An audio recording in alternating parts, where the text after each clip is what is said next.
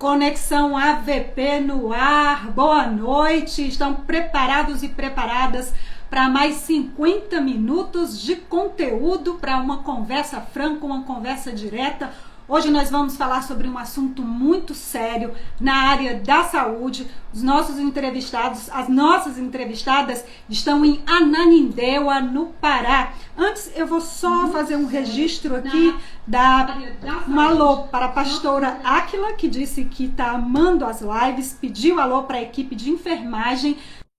Você pode em Tailândia, no Pará, e para Rogéria Bortoluzzi, da Unip Vitória no Espírito Santo. Já estou com as duas entrevistadas na tela. Nós vamos conversar hoje com a Lourdes Maia de Moraes e a Liz Santiago Rodrigues, que é psicóloga em diferentes áreas, inclusive urgência e emergência, que é quem está segurando mesmo o tranco nesse período de pandemia. Boa noite a vocês, meninas. Sejam muito bem-vindas e um abraço a todo mundo aí em Ananindeua, no Pará.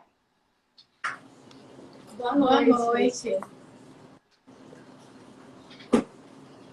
Vou só aqui conectar o meu fone para ouvir vocês melhor. Pronto. Vamos começar, então, falando sobre o atendimento médico para a Covid. É difícil imaginar uma outra cena que não sejam as filas, a busca por atendimento. Nós, pacientes, sempre nos enxergamos, queremos aquele atendimento de emergência, queremos ou ouvir uma resposta do médico, ou a busca pelo leito, às vezes, nos casos mais graves, um respirador, e nos esquecemos, às vezes, de enxergar o lado do profissional. E eu queria começar por isso, eu queria começar ouvindo um pouquinho da rotina de vocês. Como é que está trabalhar nessa linha de frente no combate à Covid? Então, boa noite, primeiramente, né, a todos que estão participando. É um grande desafio, porque não estávamos preparados, né? Ninguém no mundo inteiro estava preparado para enfrentar uma pandemia. Então, é um grande desafio para todos, tanto para os profissionais quanto para o público em geral. Então, é muito importante a gente frisar que nós, profissionais, nos tornamos também pacientes com essa pandemia. Então, é um desgaste físico, emocional, de todos os lados. Conseguir encarar esse dia a dia, se atualizar, ficar a par de todos os protocolos e ainda com aquele receio, com aquele medo de se infectar familiares. Muitos tiveram que sair das suas casas, ficar longe da família também, né? Além de encarar o dia a dia, a linha de frente, propriamente dita, ainda teve que encarar também esse distanciamento da família. Então, o desgaste emocional, que a Alice pode falar melhor, ele é muito, muito grande para todos, né? Com a questão de encarar, é tudo novo para todo mundo. Você teve Covid, você falou que alguns profissionais tiveram, você teve Covid, Lourdes? Sim, eu me infectei em meados de abril, foi quando a gente teve o pico aqui na nossa região. Então, foi bem desgastante, porque além do Covid propriamente dito, porque eu tive todos os sintomas, né?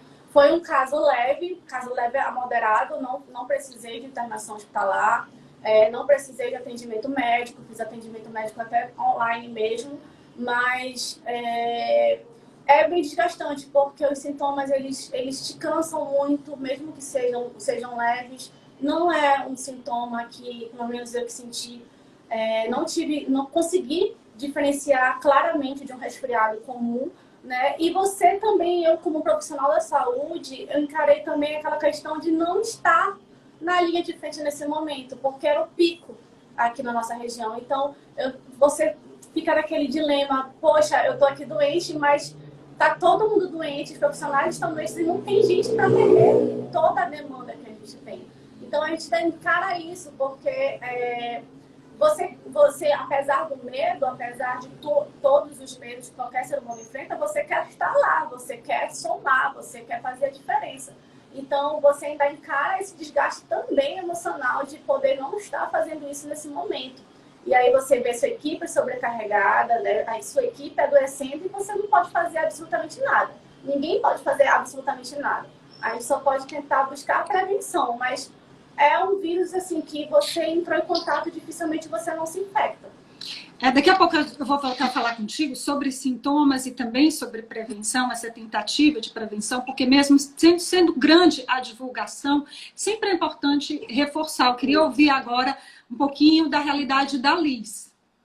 Sim, como a Luz estava falando, é tudo muito novo, né? Os profissionais da saúde começaram a lidar com essa situação, principalmente aqui no Brasil e nos países que ainda não tiveram grandes desastres, né? Ainda não tinha vivenciado uma pandemia, né? nessa proporção.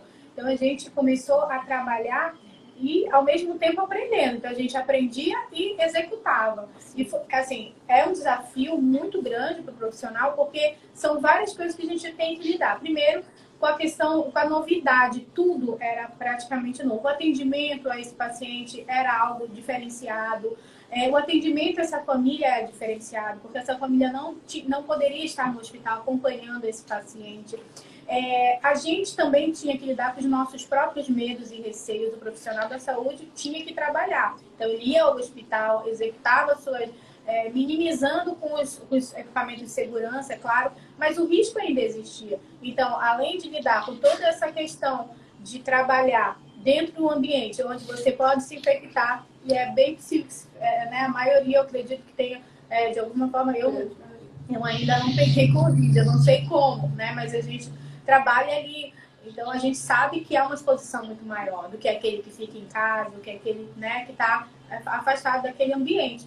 Mas assim, eu acho que foi um momento também de muita busca de conhecimento, né? No momento em que a gente via uma situação em que a gente ainda não tinha vivido, eu acho que a maioria dos profissionais foram buscar, em alguma forma, esse conhecimento. Como é o protocolo, o que está sendo feito, o que a OMS está determinando, o que o Ministério da Saúde está determinando. E a gente ia aplicando conforme a gente iam sendo estabelecidos os protocolos de segurança, né? Os protocolos de atendimento psicossocial, que foram também sendo feitos, né? Então, isso é muito importante, com o aprendizado de outros lugares, de outros países que já estavam, né, já num momento de maior intensidade do vírus. Então, tudo isso a gente ia caminhando e aprendendo, e também fazendo. Eu acho que esse foi um grande desafio, mas também, se a gente pode dizer que houve algo de positivo, né? Porque não dá para romantizar tudo isso, mas a gente também teve esse momento de aprendizado como profissional, e eu acho que a gente também pôde ver os nossos próprios limites, né? Os nossos próprios limites não apenas físicos, mas emocional também, porque, como a Luz falou, muita gente ficou doente naquele momento de mais intensidade, então a gente também trabalhou com uma equipe reduzida. Além da demanda ser altíssima, a equipe em algum momento ficou reduzida. Então, a sobrecarga de trabalho era maior. E, claro, evidentemente, emocionalmente também. Né? Falando do emocional agora dos familiares, como é que é lidar com essa ansiedade, com esse estresse? Porque essa doença ainda tem essa diferença das demais, né? Comumente, se você está num leito de hospital, você pode ter um familiar perto. E dessa vez eles têm que ficar isolados. Então, deve ser uma dor tanto para o paciente quanto para quem fica em casa. E eu acho que a desinformação, os questionamentos angustiam, aumentam essa angústia. Como é que vocês vêm trabalhando isso? Tanto para o paciente quanto para o familiar.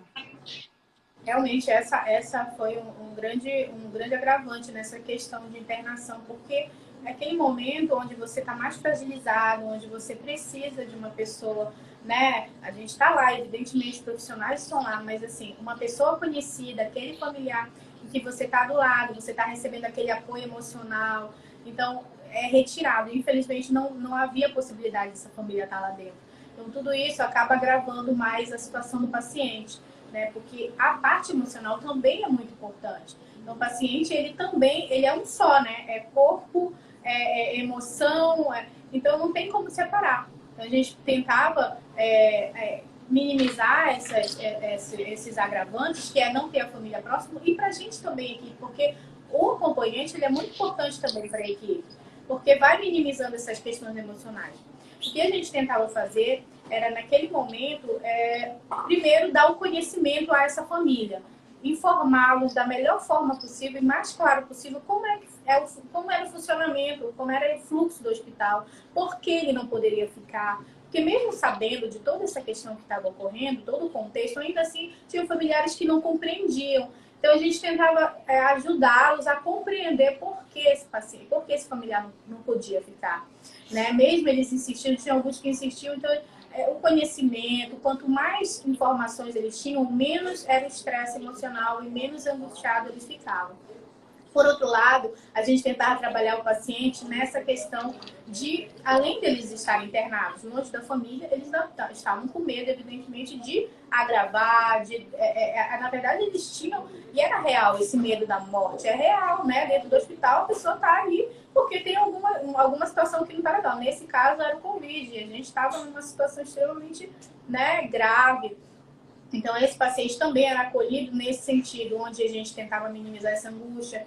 A gente utilizava ferramentas, né? Utiliza ferramentas ainda, como a gente ainda não tem, na verdade, esse familiar ainda não está dentro do hospital, a gente ainda está em pandemia, né? Não é importante a gente lembrar que ainda estamos em pandemia. Claro que aquela maior intensidade já deu uma diminuída, mas a gente ainda tem muitos pacientes. E aí a gente tenta fazer de uma forma em que ele possa ver essa família, a gente utiliza os recursos tecnológicos, né? Que bom que nós temos vários recursos tecnológicos para poder esse paciente ver essa família, esse familiar ver esse paciente.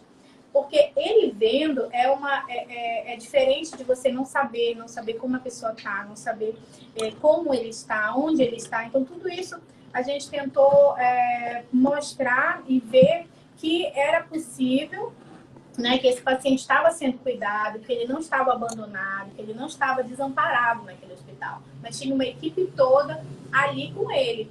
Né? E aí, esse link entre familiar e paciente foi extremamente importante, mesmo que seja através dos recursos tecnológicos que a gente tem hoje em dia, mesmo que seja por distanciamento, mas a gente tentava fazer da melhor forma. Daqui a pouco a gente... É importante isso. Pode concluir, pode concluir. Só complementando, é importante também a gente falar, né, que muitas vezes o próprio familiar que estava acompanhando esse paciente de casa, ele também estava doente. Então, foi também uma realidade que a gente enfrentou, principalmente na época do pico aqui na nossa região. Então, muitos familiares, porque pelo protocolo tem que ter um familiar, mesmo que não esteja no hospital acompanhando esse paciente, tem uma pessoa, pelo protocolo, que precisa ser responsável por esse paciente a domicílio, né? Então, ele está em domicílio, esse acompanhante, e o paciente está no hospital. Só que muitas vezes o próprio acompanhante estava doente. E tem também os pacientes que são sozinhos. Então, é um desafio também muito grande quando a gente pensa, quando a gente contextualiza as dificuldades. É um desafio bem grande também até da gente manter, às vezes, essa família também informada. Conseguir contato, às vezes o acompanhante, a família do interior do estado, você conseguir esse contato. Tem a situação financeira que é um desafio imenso que a gente está vivendo com a questão da pandemia. Muitas famílias se desestruturaram por uma questão financeira e isso implica muito também da gente esse contato, essa aproximação com a família do paciente. Como é que é a triagem, Lourdes, quando ele chega na unidade de saúde, o paciente com sintomas da Covid? Daqui a pouco eu quero até reforçar essa pergunta sobre os sintomas, sempre é importante, mesmo sendo muito divulgado. A gente vai falar sobre sintoma e prevenção, mas antes eu queria que você falasse assim, para quem está em casa e ainda não procurou, não precisou de procurar a unidade de saúde, como é que é feita essa triagem? Quando ele chega à unidade de saúde, que protocolo vocês seguem? Certo. É muito importante a gente ter em mente quais pacientes precisam procurar um atendimento hospitalar, justamente para a gente não sobrecarregar esse serviço. Né? Os sintomas, eles são os mais inespecíficos da Covid, como se fossem sintomas gripais mesmo, de um resfriado. Muita gente então, até confunde, né, o sintoma da gripe com Covid. Isso, é bem comum essa confusão. Então assim, se você sabe, você se percebe, porque a gente se percebe. Então, se você se percebe como uma pessoa que está com um quadro leve, o melhor mesmo é que você fique em casa, que você faça o distanciamento social em casa, porque muitas pessoas não moram sozinhas. Então, não procure serviço de saúde, a não ser um caso que hoje em dia a maioria das empresas já voltaram, então as pessoas às vezes precisam de um atestado médico. Ok, entendemos isso. Mas, assim, fora isso, que procure esse distanciamento social mesmo em casa de cargo leve. Se você já percebe que você precisa de um atendimento hospitalar, aí a gente vai seguir um protocolo que foi estabelecido para atendimento de Covid. No hospital, qualquer paciente ele é triado ao entrar no hospital. A gente vai triar esse paciente por um nível de gravidade dele. Com o surgimento da pandemia, o diferencial foi todo paciente, para a gente, ele é suspeito de Covid, independente do porquê ele está com a gente. Então, a gente precisa colocar uma máscara dos pacientes se eles tivessem máscara, né, para poder proteger esse paciente caso ele não tenha Covid, de adquirir uma Covid, ou também de proteger o profissional de saúde que está atendendo ele, e triar ele com os sinais e sintomas que ele está apresentando, né? Se possível, realizar um exame de teste rápido, ou um exame radiológico, se for possível, dependendo de onde esse paciente está sendo atendido, se for um hospital que tem esse suporte, e avaliando esses sinais e sintomas, se ele precisar, né, de um atendimento prolongado, de uma internação, esse paciente ele já vai seguir um fluxo no hospital em que ele não vai cruzar mais com paciente algum. Né? Pelo protocolo que a gente tem estabelecido é isso. Ele precisa ser separado de todos os outros pacientes do hospital que não apresentem quadro de Covid, porque ele é um provável suspeito ou confirmado por Covid caso ele tenha feito o exame nesse local, né? Agora, se ele já for um paciente que apresenta uma gravidade, esse paciente não somente vai ser designado a um leito de internação, mas também pode ir para uma terapia intensiva. E aí entra a questão do nosso suporte, que é uma outra dificuldade que a gente enfrentou, principalmente na época do pico do Covid aqui na nossa região, e como em todo local do Brasil, é onde nós vamos conseguir esse suporte, porque hoje em dia, graças a Deus, já temos leitos, né, em que a gente consegue internar esse paciente sem grande sofrimento, mas no período que a gente estava vivendo o boom da pandemia, faltaram leitos e todo mundo pôde ter acompanhado isso pela televisão, que aquilo realmente foi real, aquilo aconteceu, não foi mentira, não foi exagero. Eu acho que eu estava conversando com a Elisa anteriormente aqui, que eu acho que fica até um trauma, né, decorrente da pandemia, que até hoje eu não consigo ver jornal, não consigo assistir, porque aquilo eu estava vendo o jornal e a gente vê a nossa realidade de frente acontecendo de verdade. Então, você conseguir entender que aquilo é real também não é fácil. Então, internar esse paciente no leito de terapia intensiva e daí seguir os outros protocolos que são já o manejo clínico do Covid propriamente dito. Mas, inicialmente, é isso mesmo, é separar ele dos outros pacientes. Falando sobre esse lado emocional, eu queria conversar agora com a Liz, porque a Covid ela tem impactado diretamente na saúde mental das pessoas. Até tem alguns estudiosos que dizem que quando passar essa pandemia, vai ter uma outra pandemia, que é a pandemia emocional, por todo esse estresse. Inclusive para vocês que trabalham na linha de frente, não é? Como é que vocês têm trabalhado a ansiedade de diferentes públicos, né? Porque tem aqueles que estão com a doença, tem aqueles que estão vivendo as consequências, mesmo não apresentando nenhum sintoma, mesmo não tendo a doença, mas tiveram uma rotina alterada, muita gente teve que ficar numa quarentena bem restrita no começo. Primeiro, falando sobre os pacientes, como é que vocês têm feito para diminuir essa ansiedade, para diminuir esse estresse? Assim, em relação a essa questão emocional, realmente a gente vive um período completamente anormal, né? Então a gente não espera que todo mundo esteja bem, né? Porque a gente não vive um momento que é um contexto normal, vamos dizer assim. Então, assim, o que é esperado, inclusive, é que a gente tenha os nossos momentos meio de estabilização, onde a gente emocionalmente realmente ou vai ficar um pouco mais triste ou vai ficar mais ansioso. Eu acho que, no geral, a maioria, a população como um todo, vai passar por esse momento. né? As pessoas vão lidar de uma forma ou de outra, conforme sua própria estrutura, né? Sua própria personalidade, enfim.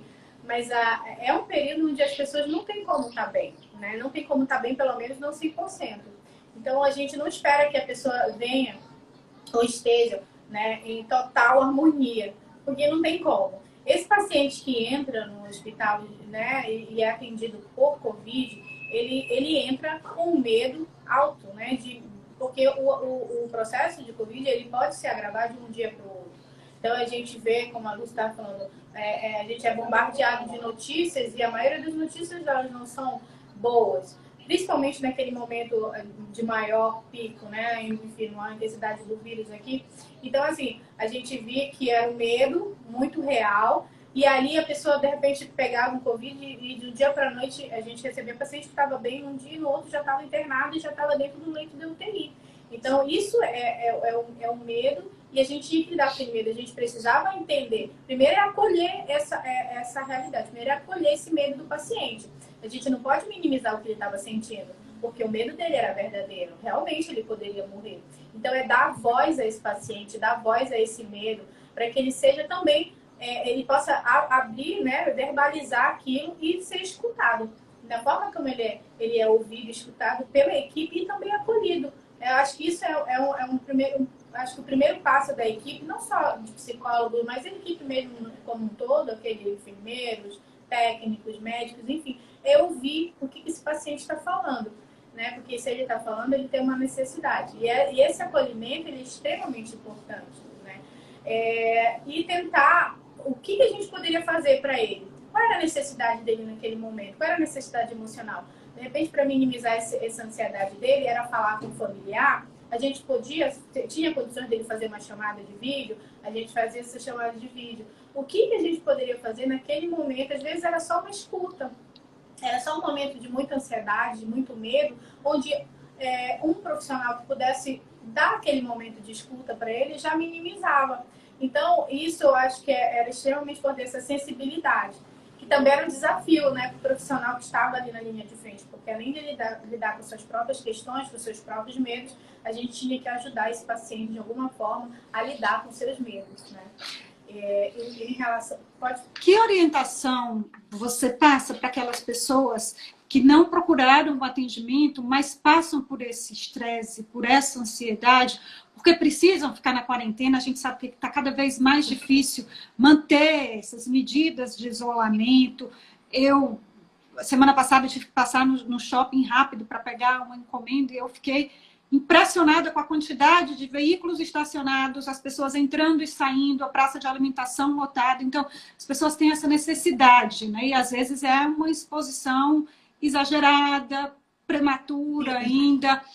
Como fazer para controlar isso, para tentar, não diria nem se conformar, não tem como você se conformar, mas não é um período comum, não dá para agir de forma normal, não é uma rotina. Sim, infelizmente ainda não é possível ter essa vida normal, né, essa rotina normal. Algumas pessoas ainda têm muita dificuldade em compreender e aceitar porque a gente vive uma rotina diferente. Hoje a gente tem realmente que avaliar se é necessário eu ir para tal lugar, eu vou realmente, é importante que eu vá. Então as pessoas acho que perderam um pouquinho talvez por conta do estresse, pelo momento de ficar todos esses meses dentro de casa, né? Então, acabou que nesse momento as pessoas se permitem mais estar expostas. Muita gente já acabou pegando Covid. Isso tudo vai minimizando, de certa forma, esse medo, porque o que deixava as pessoas em casa anteriormente era o medo, né? O medo maior de pegar a doença, o medo maior de expor a sua família. Então, hoje, a gente percebe que as pessoas acabaram, não todos, mas uma grande parte acaba se expondo mais, né? Porque quando a gente vai no shopping, quando a gente vai em algum lugar onde a aglomeração de pessoas é maior, a gente, de alguma forma, está se expondo mais. Claro que a ansiedade, o medo, isso daí ainda existe, é evidente que ainda existe, porque a gente ainda está em pandemia, né? E o que a gente orienta em relação a essa é verificar, porque você conhece o seu funcionamento emocional, físico, você se percebe. Então, até que ponto, por exemplo, uma tristeza, essa ansiedade, ela está durando. Não tem como você não estar completamente bem. Então, é natural, até esperado, que em algum momento você tenha alguma crise, vamos dizer assim, pessoal, emocional, até um momento de pânico mesmo. Como a gente, o vírus, a questão da respiração é muito intensa, né? Ele dá falta de ar em algum momento. Às vezes a pessoa, né, às vezes nem tá com falta de ar, mas está apresentando sintomas, mas por conta de um nervosismo maior. Então, assim, parar, ter um mínimo de controle de parar. Será que realmente é algo orgânico ou eu estou tendo um ataque de pânico? Porque é comum que a pessoa tenha um ataque de pânico e falte o ar.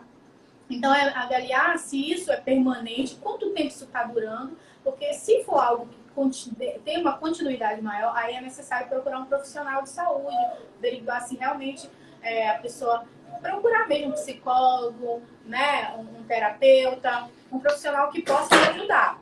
Agora, quando aquilo ali você consegue, de alguma forma, passou por um momento de crise, um momento de tristeza maior, um momento de luto, que a gente chama, né? É onde você perdeu a tua rotina, onde você está numa nova rotina, onde você perdeu, de repente, aquele contato maior com teus familiares, aquilo te causa uma tristeza maior, aquilo que você sente mais. Mas vai passar, se passa. É um momento que você vive, mas aí você se reinventa, elabora aquilo e consegue uma nova rotina. Então, ok, se isso é permanente, aí é algo que realmente é preocupante. A gente teve vários protocolos que foram sendo orientações para o profissional de saúde, que estava atendendo esse paciente, em avaliar, principalmente, por exemplo, paciente que já tem um histórico de depressão, um histórico de síndrome do pânico, já tem históricos de saúde emocional, né, ou alguma doença, né, mental, enfim.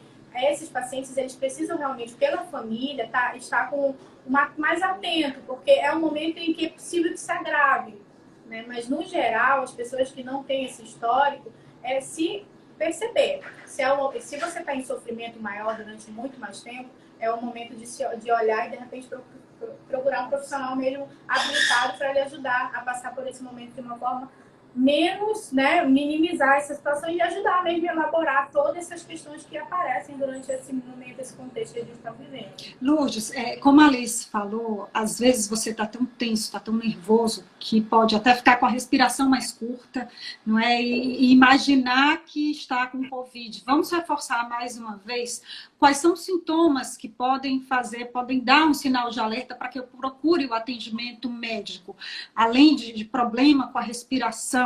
Quais são os sintomas mais clássicos? O que pode diferenciar de uma gripe ou outra doença que tenha sintomas parecidos? Certo. O Covid, ele é bem diferente, né? Porque ele traz para a gente um desafio de que a maioria da população será assintomática, é assintomática. Então, infelizmente, trazer como sintoma padrão é complicado, porque umas pessoas vão sentir sintomas, outras pessoas vão sentir outros sintomas. A gente tem o paciente assintomático, que eu acho que foi até o caso da Elite, pela exposição dela, eu acho muito difícil que ela não tenha contato. Quase impossível. E nós temos o oligossintomático, que é o paciente que teve poucos sintomas, então são sintomas muito leves, que talvez nem ele perceba, ele nem mudou o estilo de vida dele, a rotina dele, porque ele encara isso realmente como uma tossezinha, acha que pode ser uma alergia, entende como um resfriado de verdade.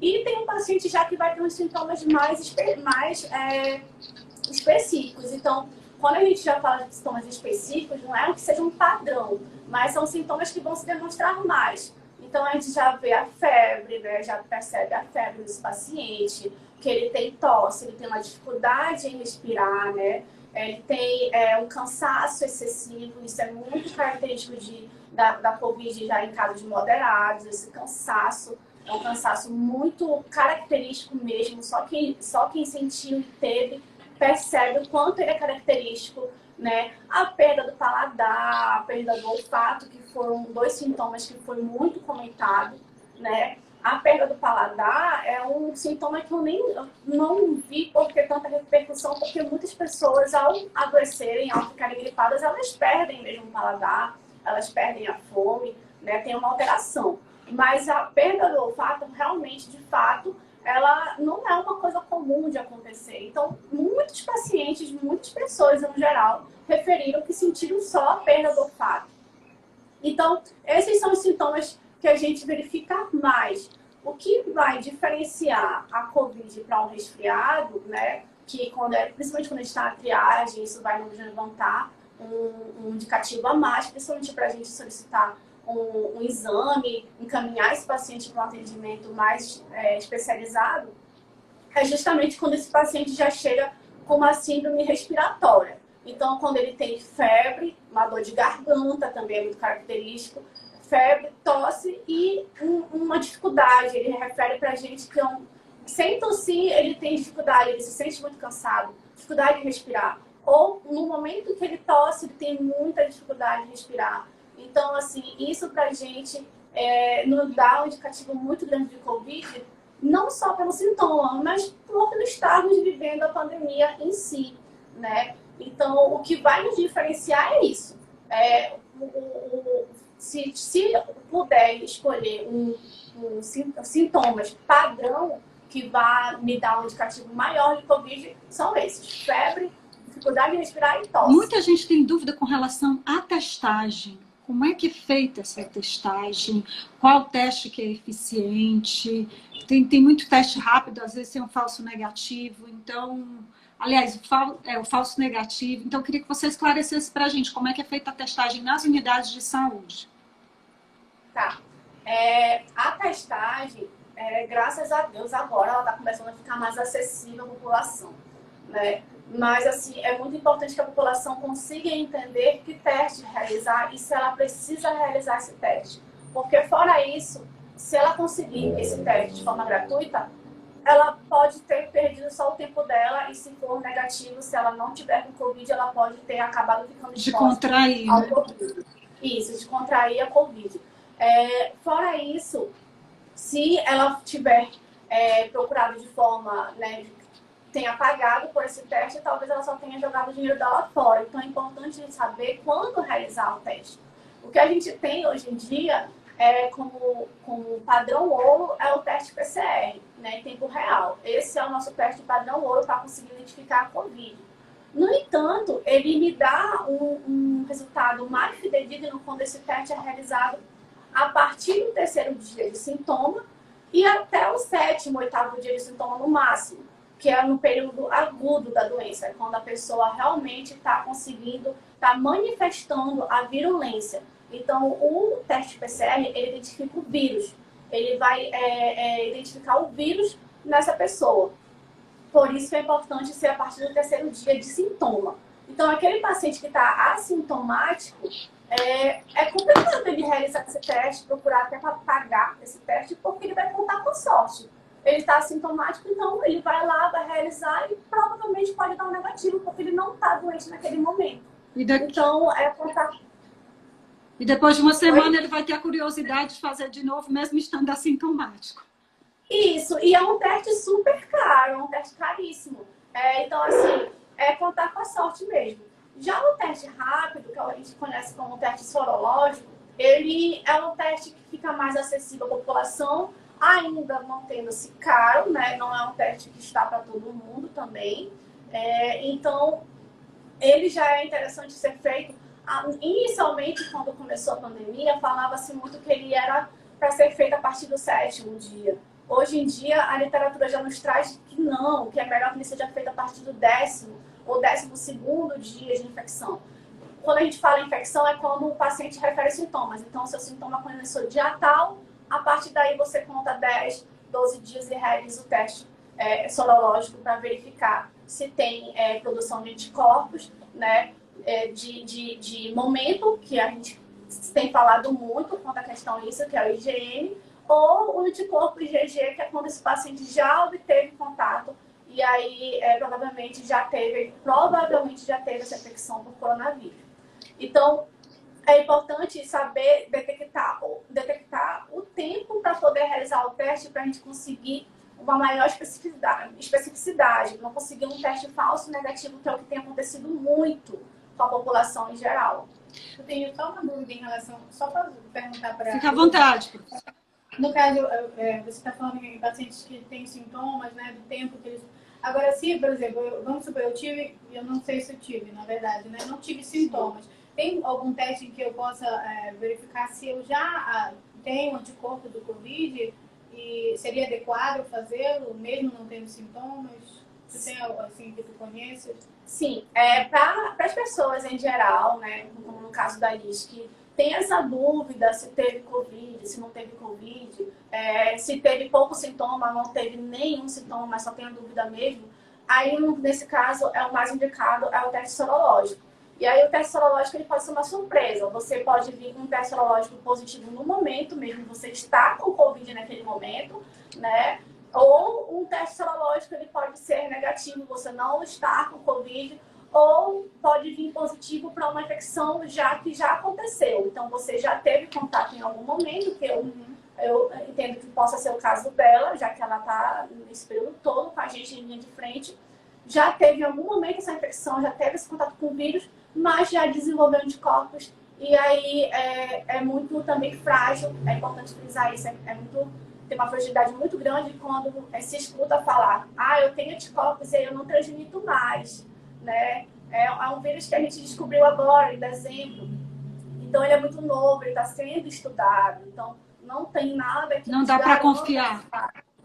Não dá para confiar. Ele nos dá uma sensação melhor, vamos dizer assim, né? Eu tenho anticorpos, por princípios básicos de imunologia, a gente entende que vou responder a esse vírus, quanto mais exposto eu ficar a ele agora, mais eu vou responder bem a ele. O princípio básico de imunologia é isso.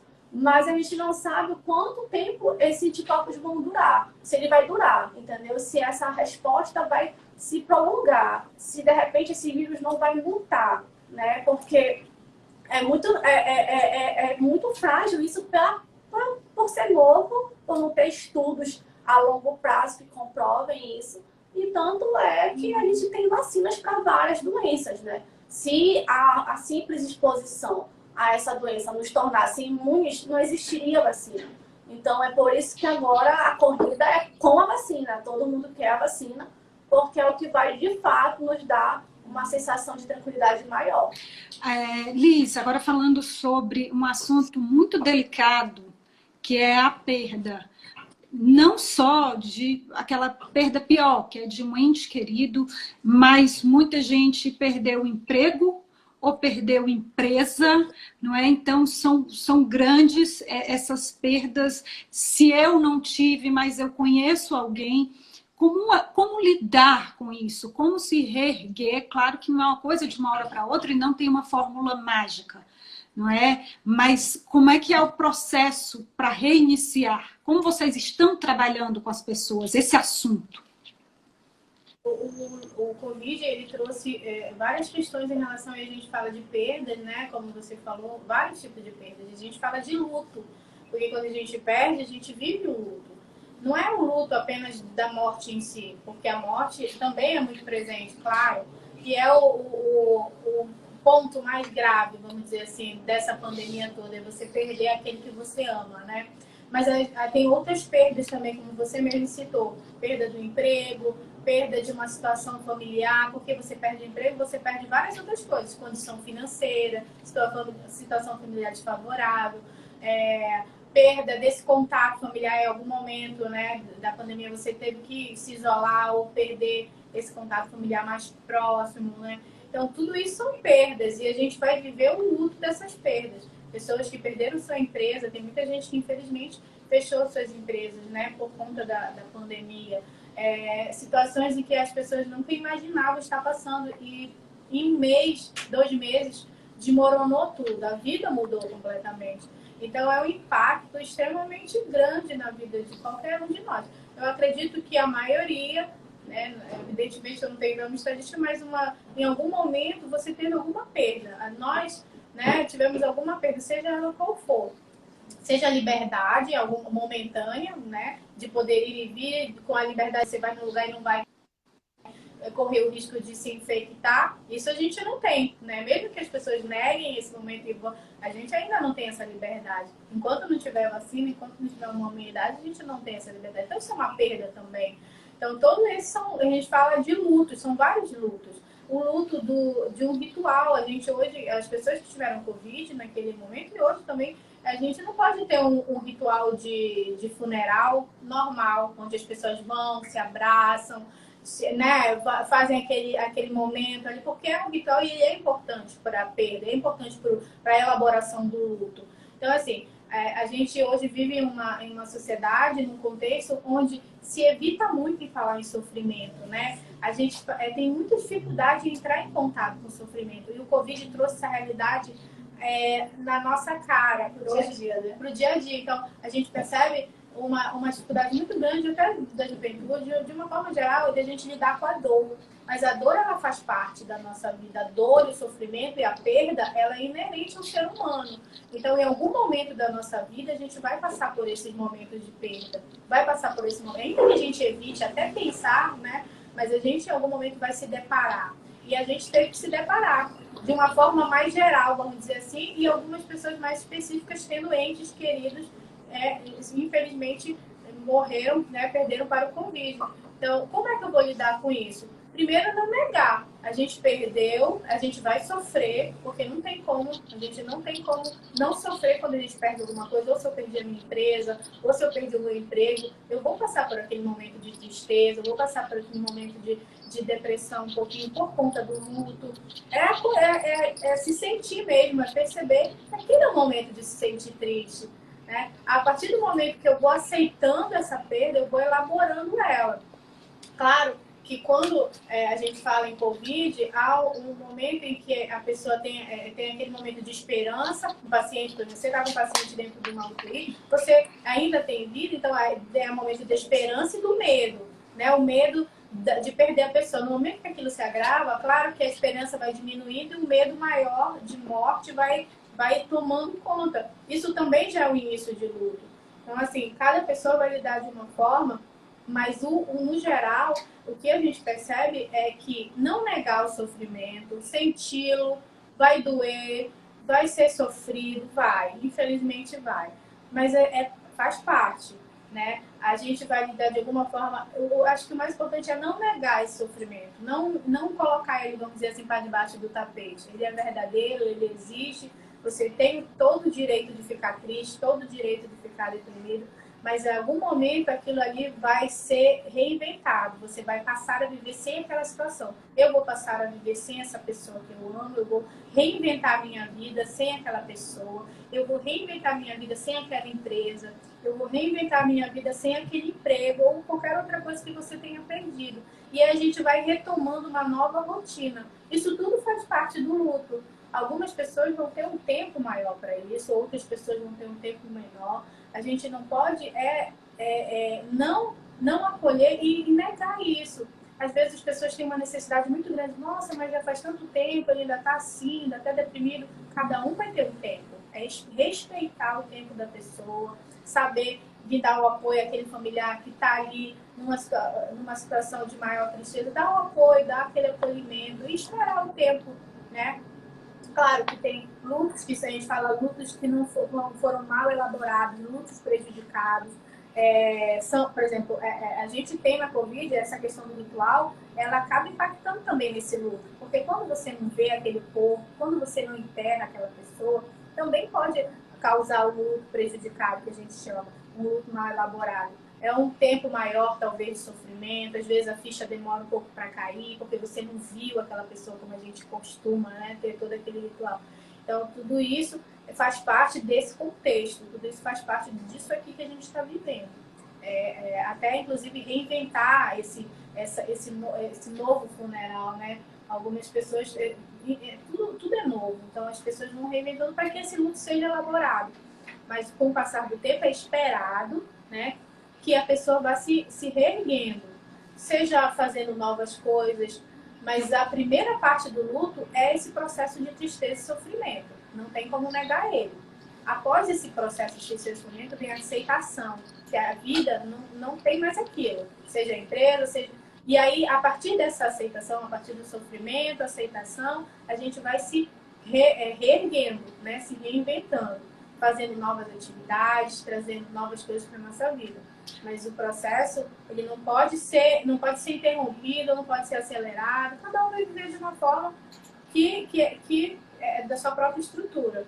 Agora, a gente percebe que quando é que isso é prejudicial, quando é que isso é algo patológico, vamos dizer assim, né? É quando a gente tem uma intensidade maior dessa tristeza, onde essa tristeza ela vai acabando afundando a pessoa mais, e aí ela já não consegue mais reerguer já de um tempo muito grande. Aí isso já é algo que precisa ser avaliado pela família, de repente procurar um profissional mesmo, um atendimento psiquiátrico, às vezes entra com medicação. Não que seja, isso são casos excepcionais, no geral, as pessoas passam pelo processo de luto dentro dessas etapas, que é natural, é esperado, a literatura informa, estudos, né, tem vários estudos que comprovam em relação a esse processo, essas etapas de luto, mas depois é esperado que a pessoa se levante e viva com essa perda, né? Não é que não vai deixar de sofrer, não vai deixar de sentir falta, mas ela vai viver, mesmo com essa perda. Falando agora sobre prevenção, Lourdes, muito se fala em uso de álcool gel e máscara. Quando a gente pensa em prevenção, já pensa nesses dois instrumentos, álcool gel e máscara. O que mais eu posso fazer e onde é que nós estamos errando, que em algumas cidades a curva ainda não baixou, nem no platô foi possível chegar?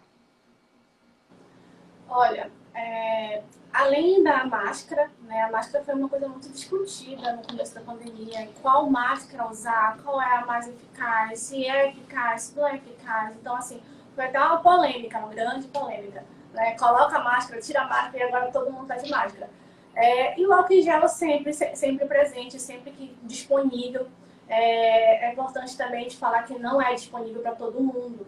Né? Aqui nós temos até aqui em cima da mesa álcool em gel, mas será que a população em geral tem esse acesso ao álcool em gel? Né? Muitas pessoas não têm acesso nem à água, então isso é até uma questão de saúde pública. Mas assim, no mais, o melhor mesmo para prevenção do coronavírus, do Covid, é você manter o distanciamento, que é contramão do que a gente está vivendo. Né? A maioria das cidades já abriram, estão liberando comércio, liberando tudo, né? Então, assim, eu não sei o quanto pode ser prematuro essa liberação, por quê? A gente tem com estudos para tomar qualquer tipo de atitude quando se trata de prevenção, a questão epidemiológica. Então, a gente precisa fazer uma pesquisa epidemiológica para saber o quanto eu posso liberar essa população para a rua. E o que a gente tem visto é que a pesquisa epidemiológica está sendo feita junto com a população indo para a rua. Então, eu estou liberando o comércio e estou pesquisando. E aí, pode me ajudar isso para saber o quanto pode ter de novos casos, novas infecções? Lúcia, tem uma pergunta nesse sentido, porque assim, tem muitas perguntas aqui, realmente já é um tema muito rico, e você já começou a responder, a pessoa perguntou como é que os profissionais de saúde enxergam a retomada das atividades econômicas.